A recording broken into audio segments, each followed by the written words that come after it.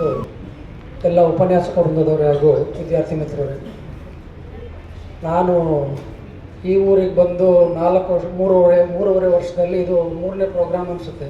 ಹೌದಾ? 3ನೇ ಪ್ರೋಗ್ರಾಮ್ ಅನಿಸುತ್ತೆ.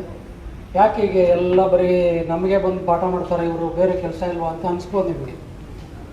ಆದರೆ ಒಂದು ನಿಮಗೆಲ್ಲ ಗೊತ್ತಿರ್ಬೋದು, ವಿದ್ಯಾರ್ಥಿಗಳಂದರೆ ಯುವಕರು ಅಂತಂದರೆ ಮುಂದಿನ ಪ್ರಜೆಗಳು. ಈಗಿನ ಯುವಕರು ಮುಂದಿನ ಒಬ್ಬ ಸದೃಢವಾದಂಥ ಪ್ರಜೆ. ಅದು ವಿವೇಕಾನಂದರಿಗೂ ಸಹ ವಿವೇಕಾನಂದರ ಒಂದು ಹಿತನುಡಿಗಳಿಗೂ ಅನ್ವಯಿಸುತ್ತೆ. ಅಂದರೆ ಈ ಯುವಜನರಲ್ಲಿ ಜಾಗೃತಿಯನ್ನು ಮೂಡಿಸಿದರೆ ಅವರು ಇಡೀ ಒಂದು ರಾಷ್ಟ್ರ ನಿರ್ಮಾಣವನ್ನು ಮಾಡೋದಕ್ಕೆ ಸಾಧ್ಯ ಆಗ್ತಾರೆ ಅಂತ. ಮೇಡಮ್ ಅವರಾಗಲೇ ಹೇಳಿದಾಗೆ ಹೇಳಿ ಎದ್ದೇಳಿ ಎಚ್ಚರಗೊಳ್ಳಿ ನಮ್ಮ ಗುರಿ ಮುಟ್ಟುವ ತನಕ ನಾವು ಸಾಧಿಸಬೇಕಾಗ್ತದೆ. ಅಂದರೆ ಪ್ರತಿಯೊಬ್ಬ ವ್ಯಕ್ತಿಗಳಿಗೂ ಸಹ ತಮ್ಮದೇ ಆದಂತಹ ಗುರಿಗಳನ್ನು ಹೊಂದಿರಲೇಬೇಕಾಗ್ತದೆ.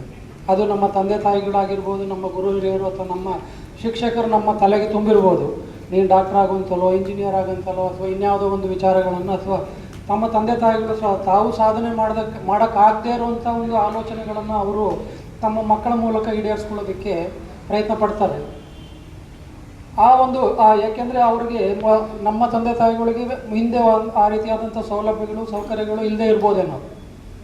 ಯಾಕೆಂದರೆ ನಮ್ಮನ್ನು ಒಂದು ಒಳ್ಳೆಯ ಶಾಲೆಗೆ ಸೇರ್ಸೋಕ್ಕೆ ಸಾಧ್ಯ ಆಗಿಲ್ಲದೆ ಇರ್ಬೋದು, ಬಟ್ಟೆ ಕೊಡ್ಸೋಕ್ಕೆ ಸಾಧ್ಯ ಆಗಿಲ್ಲದೆ ಇರ್ಬೋದು, ಅಥವಾ ಬುಕ್ಸ್ ನೋಟ್ಸ್ಗಳನ್ನು ಕೊಡ್ಸೋದಕ್ಕೆ ಸಾಧ್ಯ ಆಗಿಲ್ಲದಲೇ ಇರ್ಬೋದು.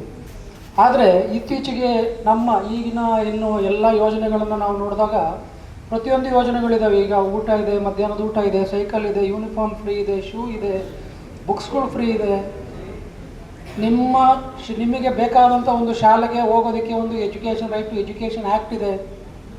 ಮತ್ತು ಶಿಕ್ಷಕರು ಸಹ ಶಾಲಾ ಮಟ್ಟದಲ್ಲಿ ಆಗಿರ್ಬೋದು, ಕಾಲೇಜ್ ಮಟ್ಟದಲ್ಲಿ ಆಗಿರ್ಬೋದು, ಶಿಕ್ಷಕರು ಸಹ ತಮ್ಮ ಶಕ್ತಿಯನ್ನು ಮೀರಿ ಮಕ್ಕಳನ್ನು ಒಂದು ಪ್ರಬುದ್ಧತೆಗೆ ತರೋದಕ್ಕೆ ಪ್ರಯತ್ನವನ್ನು ಪಡ್ತಾ ಇದ್ದಾರೆ. ಅಂತ ಅಂದಾಗ ನಾವು ಸಹ ನಮ್ಮ ಒಂದು ಆಲೋಚನೆಯಲ್ಲಿ ನಾವು ಒಂದು ಗುರಿಯನ್ನು ಇಟ್ಕೊಂಡಿರಲೇಬೇಕಾಗ್ತದೆ.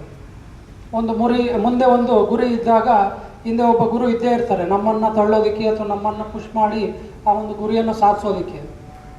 ಆ ನಿಟ್ಟಿನಲ್ಲಿ 1863 ಜನಿಸಿದಂಥ, ಅಂದರೆ ಇವತ್ತು 12ನೇ ತಾರೀಕು ಜನವರಿ 1863 ಜನಿಸಿದಂತಹ ವಿವೇಕಾನಂದರು, ಸ್ವಾಮಿ ವಿವೇಕಾನಂದರನ್ನು ನಾವು ಈ ಕ್ಷಣದಲ್ಲಿ ಸ್ಮರಿಸ್ತಾ, ಅವರ ಒಂದು ಆಲೋಚನೆಗಳು, ಅವರು ನಮ್ಮ ಸಂಸ್ಕೃತಿಗೆ ನೀಡಿದಂತಹ ಒಂದು ಕೊಡುಗೆ ಏನಿದೆ, ಮತ್ತು ಅವರ ಹಿತನುಡಿಗಳನ್ನು ನಾವು ನಮ್ಮ ಜೀವನದಲ್ಲಿ ಅಳವಡಿಸ್ಕೊಂಡಾಗ ನಾವು ಮುಂದೆ ಒಂದು ಇಡೀ ರಾಷ್ಟ್ರ ನಿರ್ಮಾಣ ಮಾಡೋದಕ್ಕೆ ಸಾಧ್ಯ ಆಗ್ತದೆ. ಆದ್ದರಿಂದ ಈ ಕಲಿಕೆ ಅಂತಂದರೆ, ಯುವಜನರಿಗೆ ಕಲಿಕೆ ಅಂತಂತಂದರೆ ಅದು ನಮ್ಮ ಜೀವನದುದ್ದಕ್ಕೂ, ಅಂದರೆ ನಾವೀಗ ನ್ಯಾಯಾಧೀಶರಾಗಿರ್ಬೋದು, ವಕೀಲರಾಗಿರ್ಬೋದು, ನಾವು ಪಾಸಾಗಿದ್ದೀವಿ ಅಂತ ಅಷ್ಟೇ ಅಲ್ಲ, ನಮ್ಮ ಜೀವನ ಪರ್ಯಂತ ನಾವು ನಮ್ಮ ವೃತ್ತಿಯನ್ನು ಕೈ ಬಿಡೋವರೆಗೂ ಸಹ ನಾವು ವಿದ್ಯಾಭ್ಯಾಸವನ್ನು ಮಾಡಲೇಬೇಕಾಗ್ತದೆ. ಬುಕ್ಸ್ಗಳನ್ನು ಓದಬೇಕಾಗ್ತದೆ, ಆ್ಯಕ್ಟ್ಸ್ಗಳನ್ನು ಓದಬೇಕಾಗ್ತದೆ. ಎಲ್ಲ ರೀತಿಯಾದಂಥ ವಿದ್ಯಾಭ್ಯಾಸವನ್ನು ಕಲಿಕೆಯನ್ನು ನಾವು ಕಲೀಲೇಬೇಕಾಗ್ತದೆ. ಅಂತ ಅಂದಾಗ ಈ ವಿದ್ಯಾರ್ಥಿ ಮಟ್ಟದಲ್ಲಿ ನೀವು ಸಹ ಏನು ನಮ್ಮ ವಿವೇಕಾನಂದರು ಒಂದು ನಾಣ್ಣುಡಿ ಏನಿದೆ, ಹೇಳಿ ಎದ್ದೇಳಿ ಎಚ್ಚರಗೊಳ್ಳಿ ನಮ್ಮ ಗುರಿ ಮುಟ್ಟುವ ತನಕ ಹೋರಾಡಿ ಅಂತೇಳಿ, ನಾವು ನಮ್ಮ ಗುರಿಯನ್ನು ಮುಟ್ಟೋದಕ್ಕೆ ಏನೆಲ್ಲ ಪ್ರಯತ್ನಗಳಿದ್ದಾವೆ, ಏನೆಲ್ಲ ಸೌಕರ್ಯಗಳಿದ್ದಾವೆ, ಅದನ್ನು ನಾವು ಅಳವಡಿಸ್ಕೊಳ್ಳೇಬೇಕಾಗ್ತದೆ, ಅದನ್ನು ನಾವು ಪಡೀಲೇಬೇಕು. ಈಗ ನಾವು ನಮ್ಮ ಸರ್ಕಾರದ ಯೋಜನೆಗಳಲ್ಲೂ ಸಹ ಇದ್ದಾವೆ. ಕೆಲವೊಂದು ವರ್ಗಗಳಿಗೆ ಅವರು ಫಾರಿನ್ನಲ್ಲಿ ಓದುವಂಥ ವ್ಯವಸ್ಥೆಯನ್ನು ಕೊಡ್ತಾರೆ, ಸ್ಕಾಲರ್ಶಿಪ್ಸ್ಗಳಿದ್ದಾವೆ. ಒಂದು ನವೋದಯ ಸ್ಕೂಲ್ ಆಗಿರ್ಬೋದು, ಮೊರಾರ್ಜಿ ದೇಸಾಯಿ ಸ್ಕೂಲ್ಗಳಾಗಿರ್ಬೋದು. ಈ ರೀತಿ ಎಲ್ಲ ಸೌಲಭ್ಯಗಳನ್ನು ಕೊಡುವಂಥ ಉದ್ದೇಶ ಏನು ಅಂತಂದರೆ, ಒಂದು ವಿದ್ಯಾರ್ಥಿಗಳು, ಅಂದರೆ ಯುವ ಜನತೆ ಒಂದು ಸದೃಢವಾದಂಥ ಒಂದು ದೇಶ ಕಟ್ಟೋದಕ್ಕೆ ಅವರ ಮನಸ್ಸಿನಲ್ಲಿ ಆ ಒಂದು ರಾಷ್ಟ್ರ ಭಾವನೆಯನ್ನು ಮೂಡಿಸುವಂಥ ಕೆಲಸವನ್ನು ಮಾಡುವಂಥದ್ದು. ಹಾಗೆ ಅವರ ಒಂದು ಗುರಿ ಏನಿದೆ, ಅವರ ತಂದೆ ತಾಯಿ ಕಂಡಿದ್ದಾಗಿರ್ಬೋದು, ಅವರೇ ತಮ್ಮ ಸ್ವಯಂ ಪ್ರೇರಿತವಾಗಿ ಏನು ಗುರಿಯನ್ನು ನಾವು ನೋಡಿರ್ತೀವಿ. ಯಾಕೆಂದರೆ ನಾವು ಬೇರೆಯವರನ್ನು ನೋಡೇ ಪ್ರೇರೇಪಣೆಗೆ ಒಳಗಾಗೋದು. ಯಾಕೆಂದರೆ ನಾವು ಅಬ್ದುಲ್ ಕಲಾಂ ನೋಡಿರ್ಬೋದು, ಅಥವಾ ಮಹಾತ್ಮ ಗಾಂಧೀಜಿಯನ್ನು ನೋಡಿರ್ಬೋದು, ಡಾಕ್ಟರ್ BR ಅಂಬೇಡ್ಕರ್ ಅವರನ್ನು ನೋಡಿರ್ಬೋದು, ಅಥವಾ ಯಾರೇ ಆಗಿರ್ಬೋದು, ಒಬ್ಬ ಸ್ಪೋರ್ಟ್ಸ್ ಪರ್ಸನ್ ಆಗಿರ್ಬೋದು. ನಾವು ನಿಮ್ಮ ಮಕ್ಕಳಲ್ಲಿ ನೋಡಿದ್ದೀವಿ, ನೀವೀಗ ಕ್ರಿಕೆಟು ಅದು ಎಲ್ಲ ಸ್ಪೋರ್ಟ್ಸ್ಗಳನ್ನು ನಾವು ಪರ್ಸನ್ಸ್ಗಳನ್ನು ನೋಡ್ತಾ ಇರ್ತೀವಿ. ಅಥವಾ ಬೇರೆ ಅಥ್ಲೀಟ್ಸ್ಗಳಾಗಿರ್ಬೋದು, ಅಥವಾ ನಮ್ಮ ಕಾಲೇಜಿನ ಪ್ರಿನ್ಸಿಪಾಲ್, ಅಥವಾ ನಾವು ನಮ್ಮ ಹೈಕೋರ್ಟ್ ನ್ಯಾಯಾಧೀಶರನ್ನು ಅಥವಾ ಯಾರೋ ಒಬ್ಬರು ವಕೀಲರನ್ನು ಏನಾದರೂ ನಾವು ನೋಡಿದಾಗ ಅವರಿಂದ ಪ್ರೇರೇಪಣೆಗೊಳಗಾಗಿ ನಾವು ಆ ಒಂದು ವೃತ್ತಿಯನ್ನು ನಾವು ಏನಾದರೂ ಮಾಡಿ ಸಾಧಿಸಲೇಬೇಕು ಅನ್ನೋ ಒಂದು ಛಲ ನಮ್ಮಲ್ಲಿ ಬಂದಾಗ ಈ ಒಂದು ವಿದ್ಯಾರ್ಥಿ ದಿಸಿನಲ್ಲಿ ಎಲ್ಲ ಸಾಧ್ಯವಾಗ್ತದೆ. ಯಾಕೆಂದರೆ ಈಗ ನಮ್ಮ ಮನಸ್ಸು ಎಲ್ಲ ವಿಚಾರಗಳನ್ನು ತಿಳ್ಕೊಳ್ಳೋದಕ್ಕೆ ಒಂದು ಪಕ್ವವಾದಂಥ ಒಂದು ಕಾಲ. ಆ ನಂತರದಲ್ಲಿ ನಮಗೆ ಒಂದು ಬೇಜವಾಬ್ದಾರಿ ಬರ್ಬೋದು, ಅಥವಾ ನಮ್ಮ ಒತ್ತಡದ ಕೆಲಸಗಳಲ್ಲಿ ನಮಗೆ ಅದರ ಆಸಕ್ತಿ ಕಡಿಮೆ ಆಗ್ಬೋದು. ಆದರೆ ಈಗ ಈ ಒಂದು ವಯಸ್ಸಿನಲ್ಲಿ ಪ್ರತಿಯೊಂದು ವಿಚಾರಗಳನ್ನು ನಾವು ಕಲಿತಾಗ ಅದು ನಮ್ಮ ಮುಂದಿನ ಜೀವನಕ್ಕೆ ಬಹಳ ಸಹಕಾರಿಯಾಗ್ತದೆ. ಆದ್ದರಿಂದ ಏನು ನಮ್ಮ ವಿವೇಕಾನಂದರ ಯೋಜನೆಗಳಿದ್ದಾವೆ, ಅವರ ಯೋಚನೆಗಳಿವೆ, ಅವರ ಏನು ನಾಣ್ಣುಡಿಗಳಿದ್ದಾವೆ, ಅದನ್ನು ನಾವು ಪಾಲಿಸಬೇಕಾಗ್ತದೆ. ಹಾಗೆ 2026 ಈ ವರ್ಷದ ಒಂದು ಘೋಷವಾಕ್ಯ ಅಂದರೆ ಸ್ವದೇಶಿ ಚಿಂತನೆ, ಸ್ವಾವಲಂಬಿ ಭಾರತ ನಿರ್ಮಾಣ. ಅಂದರೆ ಥಿಂಕ್ ಸ್ವದೇಶಿ, ಬಿಲ್ಡ್ ಭಾರತ್, ಎದ್ದೇಳಿ ಜಾಗೃತರಾಗಿ, arise awake and stop not ಅಂತ. ಅಂದರೆ ನಾವು ನಿಲ್ಲೇಬಾರ್ದು, ಸ್ವದೇಶಿ ಒಂದು ಯೋಜನೆಗಳಿಗೆ ಒಂದು ನಾವು ನಮ್ಮ ಒಂದು ರಾಷ್ಟ್ರ ನಿರ್ಮಾಣಕ್ಕೆ ನಾವು ನಮ್ಮ ಸ್ವದೇಶಿಯಾಗಿ ನಾವು ಚಿಂತನೆಯನ್ನು ಮಾಡಬೇಕಾಗ್ತದೆ, ಅದಕ್ಕೆ ಕೈ ಜೋಡಿಸ್ಬೇಕಾಗ್ತದೆ. ಹಾಗೆ ಸ್ವಾವಲಂಬಿ ಭಾರತ ನಿರ್ಮಾಣವನ್ನು ಮಾಡೋದಕ್ಕೆ ನಾವು ಎಲ್ಲರೂ ಸಹ ಕೈ ಜೋಡಿಸ್ಬೇಕು ಅಂತಂದರೆ ಪ್ರತಿಯೊಬ್ಬರೂ ಸಹ ಒಂದು ವಿವೇಕಾನಂದರ ರೀತಿಯಲ್ಲಿ, ಏಕೆಂದರೆ ಅವರು ವಿವೇಕಾನಂದರು ಬದುಕಿದ್ದೇ ಕೇವಲ 41 ವರ್ಷಗಳಲ್ಲಿ ಮಾತ್ರ. 1963ರಲ್ಲಿ ಜನಿಸಿದ್ರು ಸಹ 1902ರಲ್ಲಿ ಮರಣ ಹೊಂದಿದ್ದಾರೆ. ಅಂದರೆ 41 ವರ್ಷಗಳಲ್ಲಿ ಅವರು ಇಡೀ ವಿಶ್ವವೇ ಅವರನ್ನು, ಅಂದರೆ ಭಾರತ ಅಂದರೆ ಏನು ಅನ್ನೋ ಒಂದು ದೇಶವನ್ನು ಇಡೀ ವಿಶ್ವನೇ ನಮ್ಮ ಕಡೆ ತಿರುಗಿ ನೋಡುವಂಥ ಒಂದು ಕೆಲಸವನ್ನು ಮಾಡಿದಂಥ ಒಬ್ಬ ವ್ಯಕ್ತಿ ಅವರು, ಧೀಮಂತ ವ್ಯಕ್ತಿ. ಅಂಥವರನ್ನು ನಾವು ನೆನೀತಾ ಪ್ರತಿಯೊಬ್ಬರೂ ಸಹ ನಮ್ಮ ವಿದ್ಯಾರ್ಥಿ ಜೀವನ ಏನಿದೆ ಅದನ್ನು ನಾವು ಮುಂದೇನು ಅದನ್ನು ಒಂದು ಸದುಪಯೋಗನ ಪಡಿಸ್ಕೊಂಡು, ಮತ್ತು ಏನು ನಮ್ಮ ನೆಲದ ಕಾನೂನುಗಳಿದ್ದಾವೆ ಅದನ್ನು ಗೌರವಿಸಿಕೊಂಡು ಅದನ್ನು ಪಾಲನೆ ಮಾಡಿಕೊಂಡು, ಹಾಗೆ ನಮ್ಮ ತಂದೆ ತಾಯಿಗಳು ಗುರು ಹಿರಿಯರ ಒಂದು ಏನು ಅವರ ಯೋಜನೆಗಳಿದೆ, ಆಲೋಚನೆಗಳಿದೆ ಮತ್ತು ಅವರ ಆಸೆ ಆಕಾಂಕ್ಷೆಗಳೇನಿದೆ ಅದನ್ನು ನಾವೆಲ್ಲರೂ ಸಹ ಈಡೇರಿಸ್ಕೊಂಡು ಮುಂದೆ ಸಾಗೋಣ. ಹಾಗೆ ಏನು ನಮ್ಮ ವಿವೇಕಾನಂದರಂತೆ ಈ ಒಂದು ದೇಶವನ್ನು ಸದೃಢಗೊಳಿಸೋದಕ್ಕೆ ನಾವೆಲ್ಲರೂ ಸಹ ಒಂದು ರಾಷ್ಟ್ರ ನಿರ್ಮಾಣವನ್ನು, ಸದೃಢ ರಾಷ್ಟ್ರ ನಿರ್ಮಾಣ ಮಾಡೋದಕ್ಕೆ ಪ್ರತಿಯೊಬ್ಬರೂ ಸಹ ಸಹಕಾರಿಯಾಗೋಣ ಅಂತ ಹೇಳ್ತಾ ಈ ಕಾರ್ಯಕ್ರಮ ಎಲ್ಲ ಆತ್ಮೀಯರಿಗೆ ಬೆಳಗಿನ ಶುಭೋದಯ. ಅದೇ ರೀತಿಯಾಗಿ ರಾಷ್ಟ್ರೀಯ ಯುವ ದಿನಾಚರಣೆ ಶುಭಾಶಯಗಳನ್ನು ತಮಗೆಲ್ಲ ಕೋರ್ತಾ, ಈ ದಿನ ಜಿಲ್ಲಾ ಕಾನೂನು ಸೇವೆಗಳ ಪ್ರಾಧಿಕಾರ, ಬೆಂಗಳೂರು ಗ್ರಾಮಾಂತರ ಜಿಲ್ಲೆ, ತಾಲೂಕು ಕಾನೂನು ಸೇವೆಗಳ ಪ್ರಾಧಿಕಾರ ಹೊಸಕೋಟೆ ಹಾಗೂ ವಕೀಲರ ಸಂಘ ಹಾಗೂ ಸರ್ಕಾರಿ ಬಾಲಕರ ಪ್ರೌಢಶಾಲೆ ಹೊಸಕೋಟೆ ಇವರ ಸಂಯುಕ್ತಾಶ್ರಯದಲ್ಲಿ ಈ ದಿನ ಇಲ್ಲಿ ರಾಷ್ಟ್ರೀಯ ಯುವ ದಿನಾಚರಣೆಯನ್ನು ಹಮ್ಮಿಕೊಂಡಿದ್ದೀವಿ. ಇದರ ಮುಖ್ಯ ಉದ್ದೇಶ ಹೇಳಲಿಕ್ಕೆ ಹೋಗ್ತಾ ಇದ್ರೆ, ನಮ್ಮ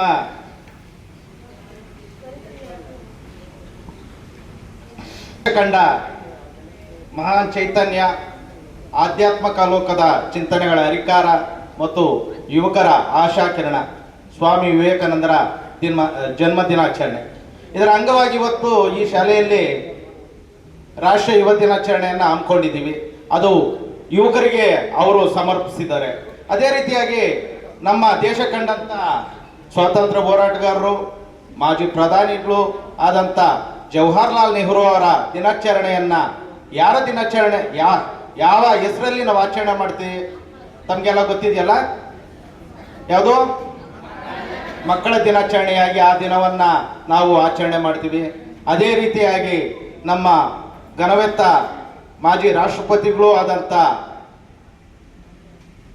ಶ್ರೀಯುತ ರಾಧಾಕೃಷ್ಣನ್ ಸರ್ ಅವರ ಜನ್ಮ ದಿನಾಚರಣೆಯನ್ನು ಯಾವ ದಿನವಾಗಿ ನಾವು ಆಚರಣೆ ಮಾಡ್ತೀವಿ? ಶಿಕ್ಷಕರ ದಿನಾಚರಣೆಯನ್ನು ಆಚರಣೆ ಮಾಡ್ತೀವಿ. ನೋಡ್ರಿ, ಇಲ್ಲಿ ಎಲ್ಲ ಮಹಾನ್ ವ್ಯಕ್ತಿಗಳು ತಮ್ಮ ತಮ್ಮ ದಿನಾಚರಣೆಯನ್ನಾಗಿ ಶಿಕ್ಷಕರ ದಿನಾಚರಣೆ, ಮಕ್ಕಳ ದಿನಾಚರಣೆ ಹಾಗೂ ಯುವಕರ ದಿನಾಚರಣೆ. ಅಂದರೆ ಇಲ್ಲಿ ನೋಡ್ಬೋದು, ನಾವೆಲ್ಲ ಮುಖ್ಯವಾಗಿ ಒಂದು ಶಾಲೆಯಲ್ಲೇ ನೋಡೋಂಥ ಒಂದು ಇದು ಶಿಕ್ಷಕರನ್ನು ನಾವಿಲ್ಲಿ ಕಾಣ್ತೀವಿ. ಶಿಕ್ಷಕರ ದಿನಾಚರಣೆ ಆಚರಣೆ ಮಾಡ್ತೀವಿ, ಮಕ್ಕಳ ದಿನಾಚರಣೆಯನ್ನು ಆಚರಣೆ ಮಾಡ್ತೀವಿ, ಯುವಕರ ದಿನಾಚರಣೆಯನ್ನಾಗಿ ಆಚರಣೆ ಮಾಡ್ತೀವಿ. ಇಲ್ಲಿ ಮುಖ್ಯವಾಗಿ ಈ ಮಹಾನ್ ಮೇಧಾವಿಗಳು ಆ ದಿನಕ್ಕೆ ಅರ್ಥ ಮಾಡ್ಕೊಂಡಿದ್ರು. ಮುಖ್ಯವಾಗಿ ಶಿಕ್ಷಣ ನಮ್ಮ ಭಾರತ ದೇಶದ ಬೆನ್ನೆಲುಬು ಅಂತ ಹೇಳಲಿಕ್ಕೆ ಆ ದಿನ ಅವರು ಅರ್ಥ ಮಾಡಿಕೊಂಡು ಅವರ ಜನ್ಮ ದಿನಾಚರಣೆಗಳನ್ನು ನಮಗಾಗಿ ಸಮರ್ಪಿಸಿದ್ದಾರೆ. ಆ ಒಂದು ವಿಷಯವಾಗಿ ಮುಂದೆ ಹೇಳ್ತಾ ಹೋದರೆ, ಮಾನ್ಯ ನಮ್ಮ ಸ್ವಾಮಿ ವಿವೇಕಾನಂದರು ಅದಮ್ಯ ಚೇತನ ಅವರು ತುಂಬಾ ಇದರ ಆತ್ಮವಿಶ್ವಾಸ ಇಟ್ಕೊಂಡಿರೋಂಥದ್ದು ಯುವಕರ ಒಂದು ಅವರ ಮೇಲೆ ಇಟ್ಟಂತ ನಂಬಿಕೆ. ಮುಖ್ಯವಾಗಿ ಇಲ್ಲಿ ಒಂದು ರಾಷ್ಟ್ರ ನಿರ್ಮಾಣ ಆಗ್ಬೋದು, ಒಂದು ದೇಶದ ಏನು ಅಭಿವೃದ್ಧಿಗಾಗ್ಬೋದು, ಮುಖ್ಯವಾಗಿ ಯುವಕರ ಕೊಡುಗೆ ತುಂಬಾ ಮುಖ್ಯವಾದಂತ ಕಂಡಂತ ಸ್ವಾಮಿ ವಿವೇಕಾನಂದರು ಅವರ ಜನ್ಮ ದಿನಾಚರಣೆಯನ್ನು ಯುವಕರ ದಿನಾಚರಣೆಯಾಗಿ ಆಚರಣೆ ಮಾಡಿದರು. ಆ ಒಂದು ಯುವಕರ ದಿನಾಚರಣೆ ಅಂಗವಾಗಿ ಈ ದಿನ ಕಾನೂನು ಅರಿವು ನೀರು ಕಾರ್ಯಕ್ರಮ ತಮ್ಮ ಶಾಲೆಯಲ್ಲಿ ನಮ್ಮ ಮಾನ್ಯ ನ್ಯಾಯಾಧೀಶರು ಇವತ್ತಿನ ದಿನ ಈ ಕಾರ್ಯಕ್ರಮವನ್ನ ಉದ್ಘಾಟನೆ ಮಾಡಿದ್ರು. ಅವರ ಹೆಸರು ತಮಗೆಲ್ಲ ಜ್ಞಾಪಕ ಇದೆ ಅಂದ್ಕೊಂಡಿದ್ದೀನಿ. ಖಂಡಿತ ಜ್ಞಾಪಕ ಇದೆಯಲ್ಲ? ಯಾರು ಈ ಕಾರ್ಯಕ್ರಮ ಉದ್ಘಾಟನೆ ಮಾಡಿದಂತ ಮಾನ್ಯ ನ್ಯಾಯಾಧೀಶರು ತಮ್ಮ ಹೆಸರನ್ನ ಎಲ್ಲರೂ ಜ್ಞಾಪಕ ಇಟ್ಕೊಂಡಿದ್ದೀರಾ ಅಂತ ಹೇಳಿ ಅಂದ್ಕೊಂಡಿದ್ದೀನಿ. ಜ್ಞಾಪಕ ಇದೆಯಲ್ಲ ತಮ್ಗೆಲ್ಲ ಅವ್ರ ಹೆಸರು? ಈ ಕಾರ್ಯಕ್ರಮನ ಉದ್ಘಾಟನೆ ಮಾಡಿದಂತ ಮೊನ್ನೆ ನಮ್ಮ ಹೊಸಕೋಟೆ ತಾಲೂಕಿನ ಹಿರೇಶ್ರೇಣಿ ನ್ಯಾಯಾಲಯದ ಅರುಣ್ ಕುಮಾರ್ ಸರ್ ಅವರು ಉದ್ಘಾಟನೆ ಮಾಡಿದ್ದಾರೆ. ತಮ್ಮ ಭಾಷಣದಲ್ಲಿ ಹೇಳಿದ್ದಾರೆ, ಮುಂದೆ ಗುರಿ ಇರಬೇಕು, ಹಿಂದೆ ಗುರು ಇರಬೇಕು ಅಂತ ಹೇಳಿ. ಹೌದಾ? ಹೌದಾ? ಆ ಮಾನ್ಯ ನ್ಯಾಯಾಧೀಶರು ಸಹ ನನಗೆ ನನ್ನ ತಿಳುವಳಿಕೆಗಿರೋ ಮಟ್ಟಿಗೆ ಸರ್ಕಾರಿ ಶಾಲೆಯಲ್ಲೇ ಅವರು ಸಹ ವ್ಯಾಸಂಗ ಮಾಡಿದ್ದಾರೆ ಅನ್ನೋದು ನಮ್ಮೆಲ್ರಿಗೂ ಒಂದು ಹೆಮ್ಮೆಯ ವಿಷಯ. ಮತ್ತೆ ಅದೇ ರೀತಿಯಾಗಿ ಈ ದಿನ ಈ ವೇದಿಕೆ ಮೇಲೆ ಆಸೀನರಾಗಿರ್ತಕ್ಕಂಥ ನಮ್ಮ ವಕೀಲ ಸಂಘದ ಪ್ರಧಾನ ಕಾರ್ಯದರ್ಶಿಗಳು ಆದ ವಿ ಕೃಷ್ಣಪ್ಪನವರು ಹಾಗೂ ಹಿರಿಯ ವಕೀಲರು ಆದಂತ ನಾಗರಾಜ್ ಅವರು ಸಹ ಇದೇ ಶಾಲೆಯಲ್ಲಿ ವ್ಯಾಸಂಗ ಮಾಡಿರಂಥವರು. ಖಂಡಿತ ತಾವಿಬ್ರು ಇವತ್ತು ನಿಂತ್ಕೊಂಡ್ರೆ ಮಕ್ಕಳು ಇವರು ಸಹ ಇದೇ ಶಾಲೆಯಲ್ಲಿ ವ್ಯಾಸಂಗ ಮಾಡಿ ಇವತ್ತಿನ ದಿನ ನಿಮ್ಮ ಮುಂದೆ ವೇದಿಕೆ ಮೇಲೆ ಆಸೀನರಾಗಿದ್ದಾರೆ. ಮತ್ತೆ ಈ ಸರ್ಕಾರಿ ಶಾಲೆ ಯಾವ ಶಾಲೆಗಿಂತೂ ಕಡಿಮೆ ಇಲ್ಲ. ಇಲ್ಲಿ ಶಾಲೆಯಲ್ಲಿ ಓದಿದಂಥ ಎಷ್ಟೋ ವಿದ್ಯಾರ್ಥಿಗಳು ಉನ್ನತವಾದ ಇವತ್ತು ಸ್ಥಾನಗಳಲ್ಲಿದ್ದಾರೆ. ಇವತ್ತು ತಾವೆಲ್ಲ ಒಂದು ಅರ್ಧ ಗಂಟೆ ಕೂರ್ಲಿಕ್ಕೆ ಕಷ್ಟ ಆಗ್ತಾ ಇದೆ, ಹೌದಲ್ವಾ? ಒಪ್ಕೊಳ್ತೀರಾ? ಇಲ್ಲಿ ವೇದಿಕೆ ಮೇಲೆ ಆಸೀನರಾಗಿರ್ತಕ್ಕಂಥ ಎಲ್ಲರೂ ಸಹ ಸರ್ಕಾರಿ ಶಾಲೆಗಳಲ್ಲಿ ವ್ಯಾಸಂಗ ಮಾಡಿರೋಂಥದ್ದು. ನಾವು ಓದಿದಂಥ ಸಂದರ್ಭದಲ್ಲಿ ಬೆಳಗ್ಗೆಯಿಂದ ಸಂಜೆವರೆಗೂ ಸಹ ನಾವು ನೆಲದಲ್ಲೇ ಕೂರ್ತಾ ಇದ್ವಿ. ಇವತ್ತು ನೀವು ಕೊಠಡಿಗಳಲ್ಲಿ ನಿಮ್ಮದೇ ಆದ ಡೆಸ್ಕು ಬೆಂಚ್ ಇದೆ, ಹೌದಾ? ಅಂದ್ರೆ ಇಲ್ಲಿ ಒಂದು ಆಲೋಚನೆ ಮಾಡಬೇಕು, ನಾವು ಎಷ್ಟು ಸುಖವಾಗಿ ಬೆಳಿಲಿಕ್ಕೆ ಹೋಗ್ತೀವೋ ಎಲ್ಲೋ ಒಂದ್ ಕಡೆ ನಾವು ದೃಢವಾಗಿ ನಿಲ್ಲಿಕ್ಕೆ ಕಷ್ಟ ಆಗ್ತದೆ ಅಂತೇಳಿ, ಹೌದಾ? ಆವತ್ತು ಬೆಳಗ್ಗೆಯಿಂದ ಸಂಜೆವರೆಗೂ ನಾವು ನೆಲದ ಮೇಲೇನೆ ಕೂರ್ತಾ ಇದ್ವಿ. ಅದ್ರ ಜೊತೆ ಇತ್ತೀಚಿನ ದಿನಗಳಲ್ಲಿ ನಮ್ಮ ಎಲ್ಲಾ ಶಿಕ್ಷಕರ ಕೈಯಲ್ಲಿ ಕೋಲ್ ಕಾಣ ಸಾಧ್ಯ ಇಲ್ಲ. ಆದ್ರೆ ಇಂದಿನ ನಮ್ಮ ಒಂದು ವ್ಯಾಸಂಗ ಮಾಡೋಂಥ ಸಂದರ್ಭದಲ್ಲಿ ಅದು ರುಚಿ ಕಂಡಂತ ನಮಗೆ ಗೊತ್ತು ಯಾವ ರೀತಿ ನಮ್ಮ ಗುರುಗಳು ನಮ್ಮನ್ನ ತಿದ್ದಿದ್ದಾರೆ ಅಂತ ಹೇಳಿ, ಹೌದಲ್ವಾ? ಹಾಗಾಗಿ ಈ ದಿನವನ್ನ ಈ ಒಂದು ರಾಷ್ಟ್ರೀಯ ಯುವ ದಿನಾಚರಣೆ ಅಂಗವಾಗಿ ಮುಖ್ಯವಾಗಿ ನಮ್ಮ ಜಿಲ್ಲಾ ಕಾನೂನು ಸೇವೆಗಳ ಪ್ರಾಧಿಕಾರ ಅಂದ್ರೆ ನ್ಯಾಯಾಂಗ ಇಲಾಖೆ ಮುಖ್ಯವಾಗಿ ಈ ಒಂದು ದಿನಾಚರಣೆಯನ್ನ ಎಲ್ಲ ಶಾಲಾ ಕಾಲೇಜುಗಳಲ್ಲಿ ಇವತ್ತಿನ ದಿನ ಎಷ್ಟೋ ಶಾಲಾ ಕಾಲೇಜುಗಳಲ್ಲಿ ಏನು ಕಾರ್ಯಾಗಾರಗಳನ್ನ ಮಾಡ್ತಾರೆ, ಇದ್ರ ಬಗ್ಗೆ ಚರ್ಚೆ ಮಾಡಲಿಕ್ಕೆ ಈ ಒಂದು ವಿಷಯವಾಗಿ ಯುವಕರ ಬಗ್ಗೆ ಇದಕ್ಕೆ ಅರಿವು ನೀಡಲಿಕ್ಕೆ ಈ ಒಂದು ಸಂದರ್ಭಗಳನ್ನು ಬಳಸ್ಕೊಳ್ತಾ ಈ ಕಾರ್ಯಕ್ರಮದಲ್ಲಿ ಮುಖ್ಯವಾಗಿ ನಮ್ಮ ಜೆಎನ್ ಅನಿತಾ ಮೇಡಮ್ ಅವರು ತುಂಬಾ ಸುಶ್ರಾವ್ಯವಾಗಿ ತುಂಬಾ ವಿವರವಾಗಿ ಸಂವಿಧಾನದ ಬಗ್ಗೆ ಹಾಗೂ ನಾವು ಇತ್ತೀಚಿನ ದಿನಗಳಲ್ಲಿ ಯಾವ ರೀತಿಯಾಗಿ ನಮ್ಮ ಕೆಟ್ಟ ಚಟಗಳಿಗೆ ಬಲಿಯಾಗ್ತಾ ಇದ್ದೀವಿ ಅನ್ನೋ ವಿಷಯನ ತುಂಬಾ ವಿವರವಾಗಿ ತಿಳಿಸ್ಕೊಟ್ಟಿದ್ದಾರೆ. ಇದರಲ್ಲಿ ಮುಖ್ಯವಾಗಿ ಮಾಡ್ತೀವಿ ಸಂವಿಧಾನ ದಿನಾಚರಣೆಯನ್ನಾಗಿ ನಾವು ಆಚರಣೆ ಮಾಡ್ತೀವಿ. 1900 ನವೆಂಬರ್ 26, 1949ರಲ್ಲಿ ನಾವು ಅದನ್ನ ಸಂವಿಧಾನ ಆವತ್ತು ನಾವು ಏನು ನಮ್ಮ ದೇಶಕ್ಕೆ ಆ ಒಂದು ಸಂವಿಧಾನವನ್ನ ನಮ್ಮ ದೇಶಕ್ಕೆ ಕೊಡುಗೆಯಾಗಿ ನೀಡ್ತಾರೆ. ತದನಂತರದಲ್ಲಿ ಅದನ್ನ ಜಾರಿಗೆ ಬಂದಿದೆ ಯಾವಾಗ? ಜನವರಿ 26, 1950. ಇನ್ನೇನು ಇಷ್ಟಲ್ಲೇ ನಾವು ಆ ಒಂದು ದಿನವನ್ನು ಸಹ ನಾವು ಆಚರಣೆ ಮಾಡ್ತೀವಿ. ಇಂಥ ಒಂದು ಸಂದರ್ಭದಲ್ಲಿ ಸಂವಿಧಾನದ ಬಗ್ಗೆ ಪ್ರತಿಯೊಬ್ಬರಿಗೂ ಮಾಹಿತಿ ಹೋಗ್ಲೇಬೇಕಾಗಿದೆ. ಅದು ನಮ್ಮ ಆದ್ಯ ಕರ್ತವ್ಯನೂ ಸಹ. ಸಂವಿಧಾನದ ಬಗ್ಗೆ ನಾವು ಮಾಹಿತಿ ತಿಳ್ಕೊಳ್ಳೇಬೇಕಾಗಿದೆ, ಹೌದಾ? ಸಂವಿಧಾನ ನಮ್ಮ ಸಾಹೇಬ್ರು ಹೇಳಿದಂಗೆ ತಾಯಿ ಕಾನೂನು ಇದ್ದಂತೆ, ಅದರ ಅಡಿಯಲ್ಲೇ ಎಲ್ಲ ಕಾನೂನುಗಳು ಸಹ ಬರಂಥದ್ದು. ಹಾಗಾಗಿ ಸಂವಿಧಾನ ಅರಿವಿಲ್ಲ ಅಂದ್ರೆ ಈ ದೇಶದ ಪ್ರಗತಿಗೆ ನಾವು ಕೊಡ್ಬೇಕಾಗಿರೋ ಕೊಡುಗೆಯಲ್ಲಿ ನಾವೆಲ್ಲೋ ಒಂದು ಹಿಂದುಳಿತೀವಿ ಅಂತೇಳಿ. ಹಾಗಾಗಿ ಸಂವಿಧಾನದ ಬಗ್ಗೆ ನಮಗೆ ಮಾಹಿತಿ ತಿಳ್ಕೊಳ್ಳೋದು ನಮ್ಮ ಆದ್ಯ ಕರ್ತವ್ಯ ಅಂತ ಹೇಳಿ ಹೇಳ್ತಾ